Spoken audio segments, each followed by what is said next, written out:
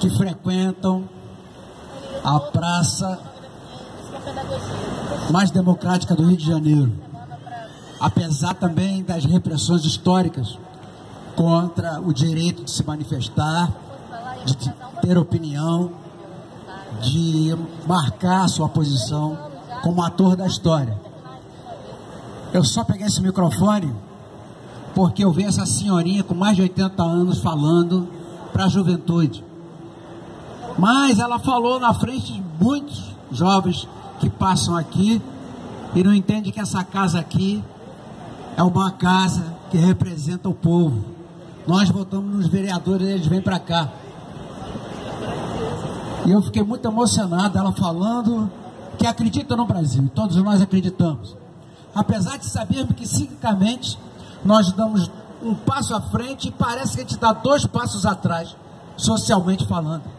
Quando a classe mais prejudicada, quando a classe trabalhadora, quando a classe que hoje está cada vez mais encostada na parede de novo, na nossa história, perdendo direitos históricos, vendo a sua Constituição Cidadã de 1988, vendo a consolidação das leis do trabalho serem rasgadas, as duas, tanto a Constituição como a CLT, sendo rasgadas na nossa cara.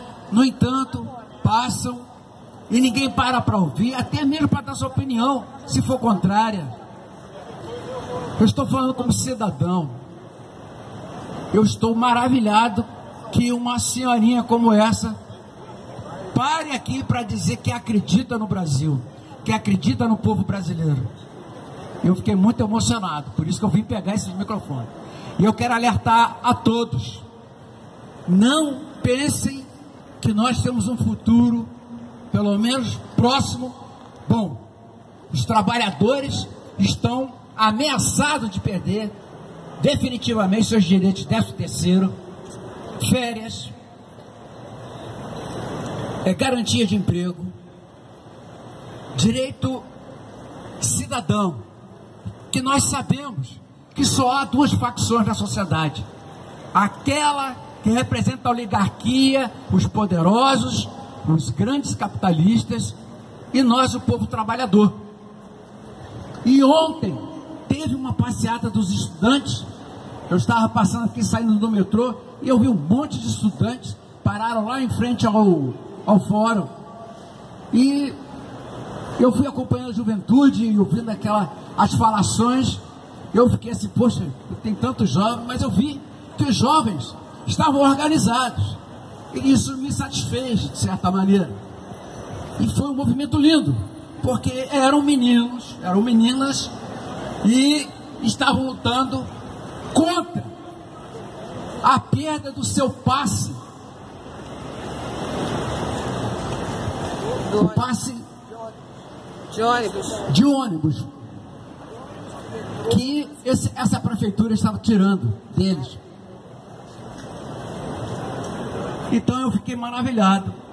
Mas quando eu cheguei aqui, eu vi que a maioria das pessoas estavam parando para ouvir o secretário de Cultura falando aqui. Eu fiquei assim, poxa, o pessoal não está nem aí. No entanto, a senhorinha parou aqui e seguiu o caminho dela. Mas o que ela deixou aqui foi uma reflexão para todos nós. Eu faço questão de repetir. Nós temos que acreditar que nós somos agentes da história. Nós não somos meros espectadores. Mesmo porque se a gente for para casa, se a gente passar direto e for dormir, amanhã, quando forem pagar o nosso salário, não vai ser aquilo que era alguma década, o valor. Se estivermos empregados, se tivermos uma carteira assinada, e se eles decidirem pagar, né? Se eles decidirem pagar, como essa prefeitura e esse governo de estado está fazendo, paga ou não paga? A gente fica abismado como é que pode passar desde dezembro sem pagar salários. E a gente fica pensando como é que isso acontece. Acontece porque nós muitas vezes fugimos à nossa responsabilidade com as nossas famílias, de lutar pelos nossos salários, pelos nossos direitos. Agora mesmo acabamos de ver um golpe e as pessoas ficam discutindo se houve o golpe, se não houve o golpe. Houve um golpe tremendo contra o nosso bolso. Houve um golpe tremendo contra os nossos direitos sociais.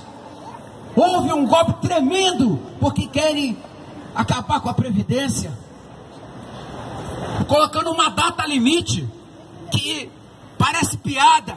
No tempo da escravatura, ainda havendo escravos no Brasil, você tinha a lei do sexagenário. O cara com 60 anos não era mais escravo, ele recebia alforria.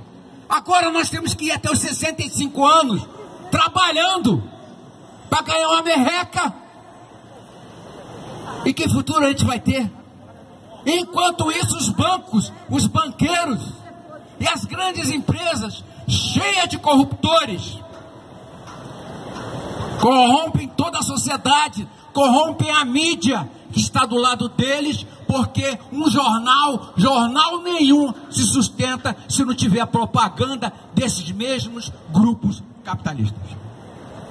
A reflexão que eu peço é que cada um façamos, cada um de nós, é que não fiquemos como eu mesmo fiquei. E falei abertamente para vocês, com sinceridade, eu não queria falar. No entanto, quando a senhorinha falou aqui que nós temos que lutar pelo Brasil, portanto temos que lutar pelo povo. O Brasil não é uma coisa abstrata, é uma nação, são pessoas.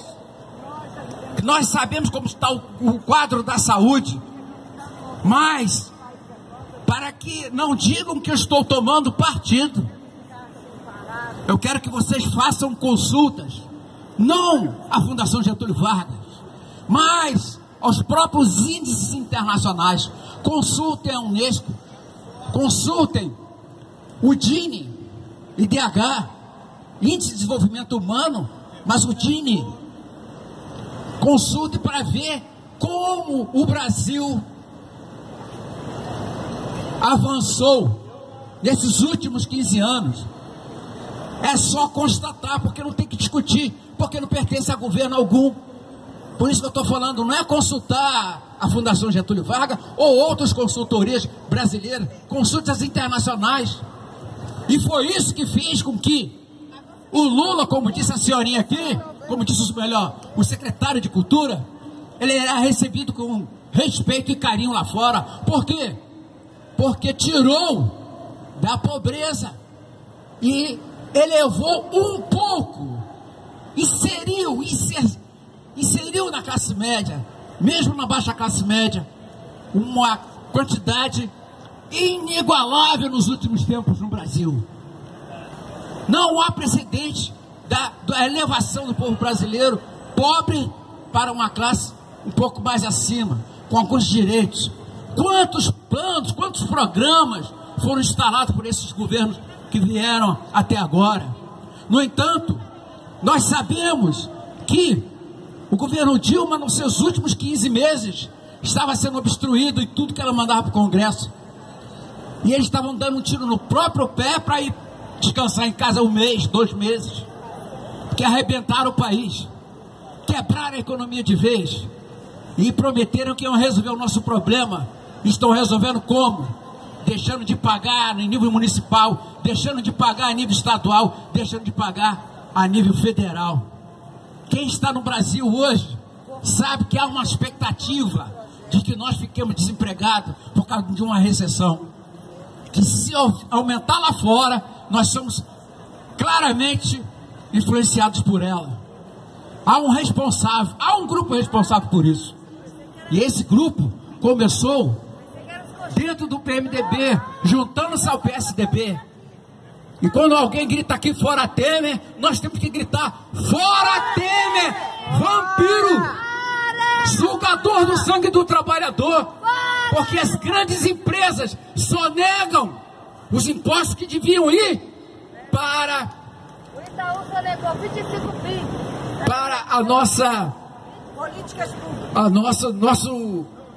a nossa riqueza.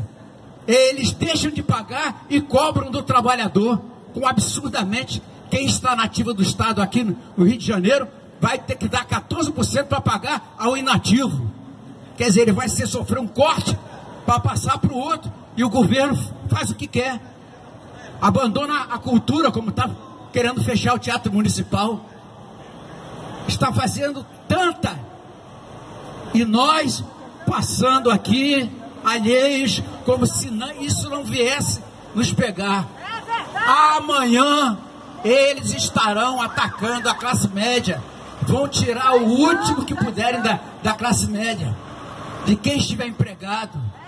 Vai tirar os direitos que foram garantidos na Constituição Cidadã de 1988. Vai rasgar vão rasgar todos os direitos garantidos na consolidação da lei do trabalho. E nós achamos que isso acontece porque tem que ser assim. Não tem que ser assim, não. Nós que temos que ser agentes da história. Não ficarmos só observando e ouvindo. Nós temos que ir para a luta. Toda vez que houver uma convocação para estarmos nas ruas, vamos para as ruas mostrar a nossa indignação. Ninguém aceita a corrupção, mas ninguém também pode acreditar que quem está falando que vai acabar com a corrupção, vai acabar com a corrupção. Nós temos que ter atenção, cuidado, acuro. Vermos claramente a que grupo eles pertencem. Nós temos que saber quem é quem. Nós temos essa obrigação, porque mesmo que a gente não vote, mesmo que ninguém vote, alguém vai estar no poder. Portanto, nada desse negócio de dizer que não vamos voltar, já desistir. Se desistir, pior ainda. Então eu volto aqui a repetir as palavras daquela senhorinha que me motivaram a estar falando aqui.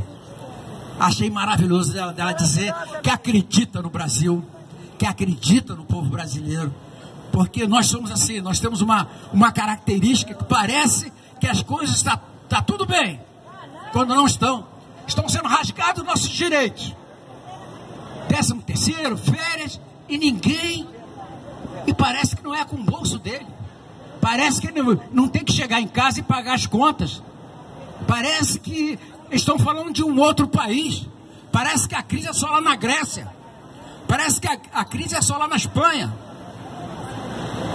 mas há uma guerra maior do que a da Síria aqui no Brasil. É a guerra da exclusão social. A gente consegue avançar um pouco nos direitos sociais, eles vão e tiram. Nós conseguimos fazer com que o pobre tenha acesso à universidade, eles vão e tiram. A gente consegue garantir uma Constituição cidadã e ela é rasgada. Por quem? Por um interino que não foi nem eleito pelo povo. Não apresentando o seu programa diante do povo e dizendo assim, ó, eu estou aqui. Não, eles que se renderam diante do programa dos governos passados. E na hora se tornaram o que sempre foram. O PMDB se mostrou que sempre foi um partido traidor de duas caras. Quem paga mais é que leva. Nós temos que acabar com essa mentalidade. Temos que deixar de nos entregar à inércia. Nós temos que agir como cidadãos. A cidadania, ela é feita com a participação, com o ajuntamento do povo. Eu só queria dizer isso, que eu acredito também, como aquela senhorinha falou, que nós vamos chegar um dia de termos uma Constituição respeitada, não rasgada como essa foi. Nós vamos ter uma consolidação da lei do trabalho. Nós vamos ter um conjunto de leis sociais em que os patrões, os grandes capitalistas não façam aquilo que faz no Brasil, que é simplesmente sonegar, comprar. Esses grandes capitalistas fazem o quê? São eles que são grandes, os donos da Odebrecht, da OAS, que corrompem. Todos nós somos contra a corrupção, mas nós temos que saber claramente quem são os corruptores e quem são os corrompidos. Queremos prisão para todos eles, mas sem partidarismo, sem escolha. Tem que ser todos.